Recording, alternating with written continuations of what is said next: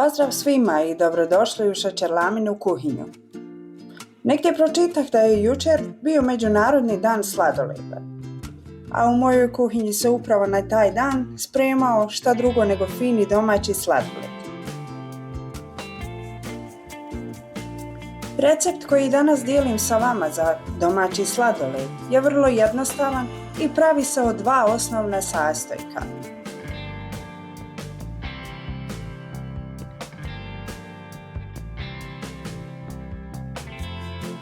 Od ta dva sastojka dobijemo bazni okus sladoleda koji možemo obogatiti pireom i komadićima voća, kakaom, kokosom, mljevenim keksom nutelom, pastom od orašastih plodova ili karamelom.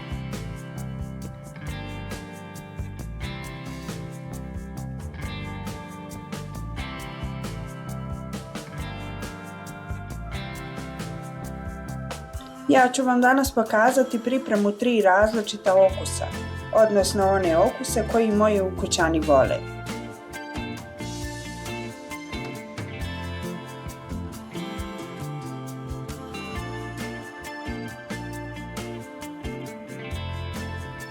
Pa krenimo sa pripremom sladoleda sa okusom čokolade.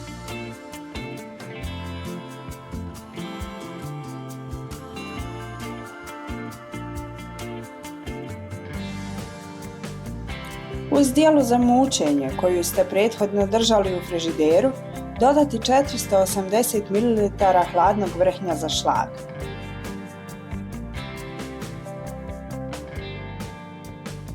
Šlag umutiti da bude srednje čvrst.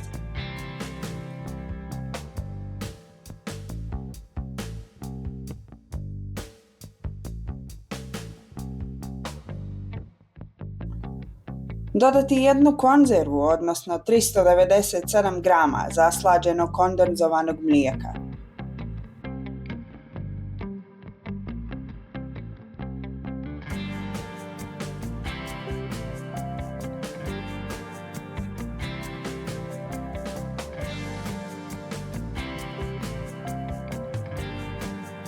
Dodati 3 kašike kakao praha.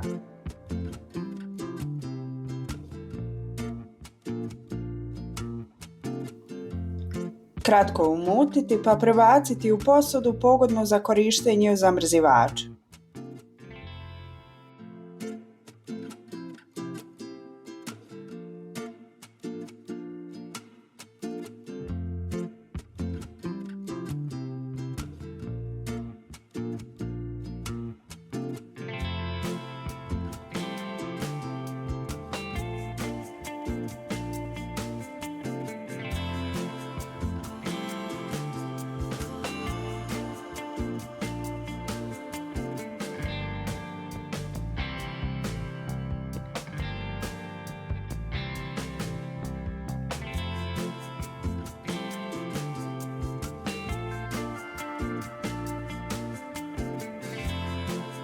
Smjesu ostaviti u zamrzivač najkraće 6 do 8 sati, a idealno preko noći.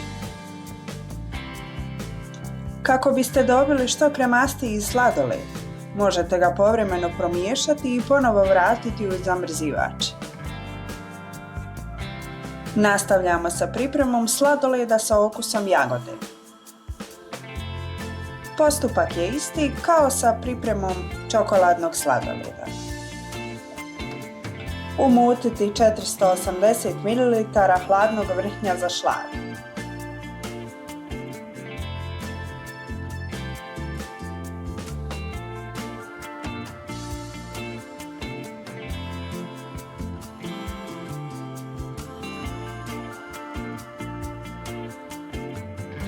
Dodati jednu konzervu zaslađenog kondenzovanog mlijeka.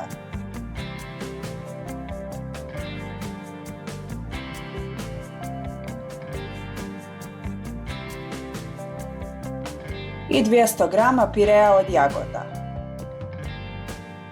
Možete koristiti svježe ili zaleđeno voće, izgnječiti ga ili izblendati da bi dobili pire.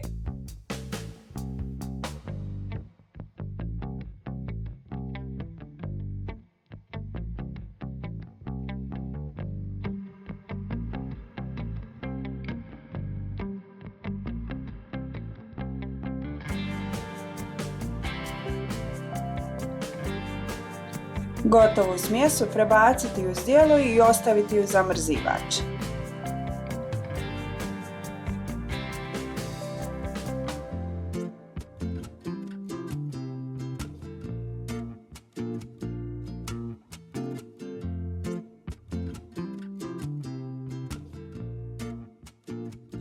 I posljednji okus koji ćemo pripremati je fantastično kremasta lotus plazma. I ovaj put pravimo bazu od vrhnja za šlag i kondenzovanog mlijeka.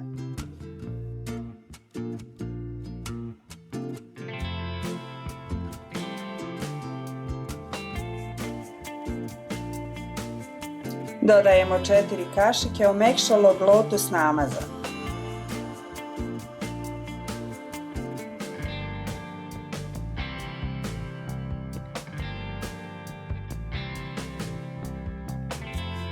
Kratko umutiti da se sjedini.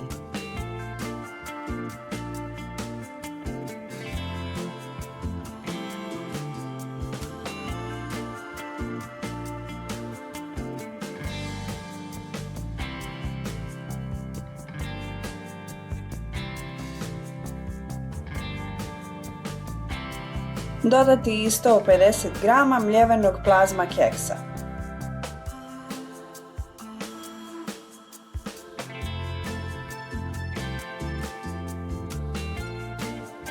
Izmiješati pa smjesu prebaciti u zdjelu i odložiti u zamrzivač. Prijatno!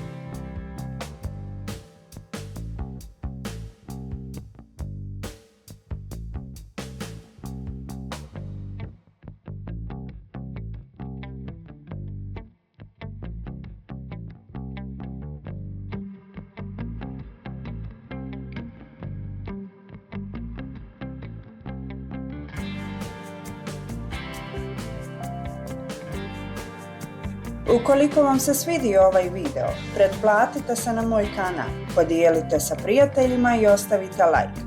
Hvala na gledanju i veliki pozdrav do idućeg videa.